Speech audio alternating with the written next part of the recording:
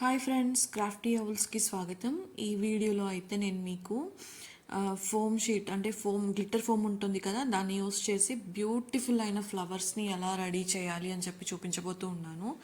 So దానికోసం అయితే మనం త్రీ త్రీ పీసెస్ కావాలన్నమాట. సర్కిల్ షేప్లో కట్ చేసి పెట్టుకున్న ఫోమ్ అనేది, దీన్ని రెండు షీట్స్ని వచ్చి మనం 5 పెటల్స్ కింద కట్ చేయాలి. అండ్ ఒక సర్కిల్ని మాత్రం 6 పెటల్స్ వచ్చేలాగా కట్ చేసి పెట్టుకోవాలి. సో నేను వీడియోలో చూపించినట్లుగా పెటల్ అనేది మనము రౌండ్ చేసుకోవాలన్నమాట.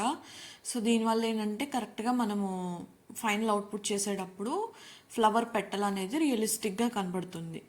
సో ఇట్లా నేనైతే కట్ చేసాను అనమాట. సో కట్ చేసే టైంలో మీరు సిజర్స్ వచ్చి షార్ప్గా ఉండేది యూస్ చేసుకోవచ్చు. బట్ ఒకటి మాత్రం షూర్గా గుర్తుపెట్టుకోండి, ఏమంటే మీరు ఇవి కట్ చేసేటప్పుడు చాలా కేర్ఫుల్గా ఉండాలి. ఎందుకంటే ఒక పెటల్ని షేప్ చేసే టైంలో మనము దాని పక్కనే ఉన్న పెటల్ని డ్యామేజ్ చేయడానికి చాలా ఛాన్సెస్ ఎక్కువ.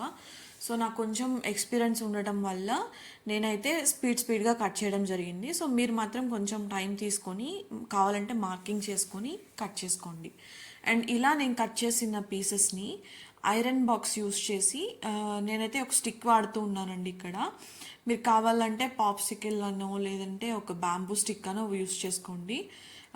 ఐరన్, స్టీల్, మెటల్ ఎట్లాంటి మెటల్ కూడా యూస్ చేయొద్దు. రీజన్ ఏంటంటే షాక్ ఇవ్వడానికి ఛాన్సెస్ ఉంటాయి కాబట్టి.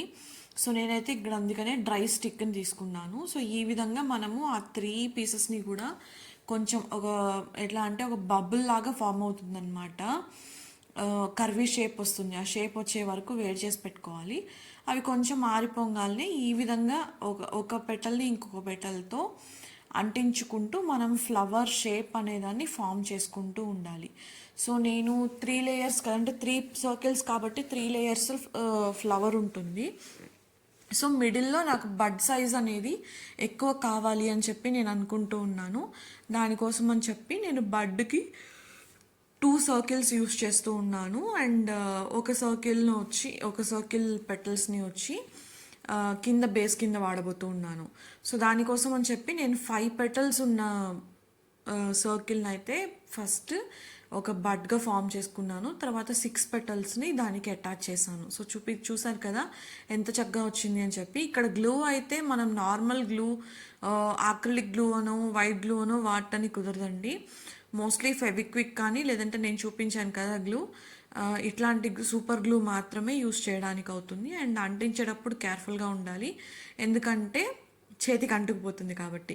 సో ఈ విధంగా కొంచెం ప్రెస్ చేసి అయితే టైం పెట్టవలసి ఉంటుందండి. ఎందుకంటే ఎక్కువ గ్లూ ఎప్పుడైతే పడుతుందో అప్పుడు అది ఆరడానికి టైం పడుతుంది. సో దానికోసం అని చెప్పి ఇలా.